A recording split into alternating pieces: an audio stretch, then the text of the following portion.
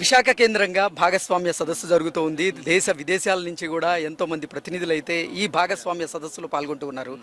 నిజంగా 16 నెలల కాలంలోనే ఆంధ్రప్రదేశ్లో 10 లక్షల కోట్లకు పైగా పెట్టుబడులు అయితే రావడం జరిగింది. ఎలా అనిపిస్తుంది అంటారు ఇది చూస్తుంటే మీకు? సార్ చాలా బాగా అనిపిస్తుంది. అంటే బేసికల్గా పెట్టుబడులే కదా మన గవర్నమెంట్కి మనం అంటే జనాలకు కావాల్సింది. అంటే ఇప్పుడు మనము జనరల్గా ఒక ఎడ్యుకేటెడ్ పీపుల్ బయటికి వెళ్ళాల్సిన అవసరం లేదు, వైజాగ్ దాటి వెళ్ళాల్సిన అవసరం లేదు, ఆంధ్రప్రదేశ్ దాటి బయటికి వెళ్ళాల్సిన అవసరం లేదు అని ఒక కొత్త హోప్ వచ్చింది జనాలందరికీ.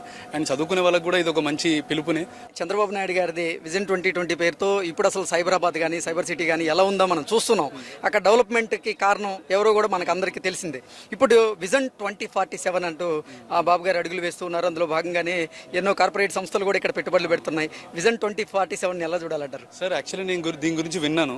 సో ఇప్పుడు కళ్ళారా చూస్తున్నాను. అంటే నెక్స్ట్ విజన్ ఏమి ఉండబోతుందని కనిపిస్తుంది. బికాజ్ మాది హైటెక్ సిటీ పక్కకే మా ఫర్నిచర్ వర్క్ షాప్ ఉంటుంది. ఎవ్రీ డే అక్కడికి వెళ్ళేటప్పుడు మేము చూస్తుంటే ఈ చంద్రబాబు నాయుడు గారే కనిపిస్తున్నాడు మాకు. ఆ విజన్ అనేది కనిపిస్తుంది. అండ్ దిస్ నెక్స్ట్ జనరేషన్కి ఇప్పుడు ఇది విజన్ లాగా కనిపిస్తుంది నాకు. And we are very happy. And next మాకు వచ్చే నెక్స్ట్ జనరేషన్ కూడా చాలా బాగా అనిపిస్తుంది దట్ అరే మనకి ఇట్లాంటిది గవర్నమెంట్ ఉండాల్సింది.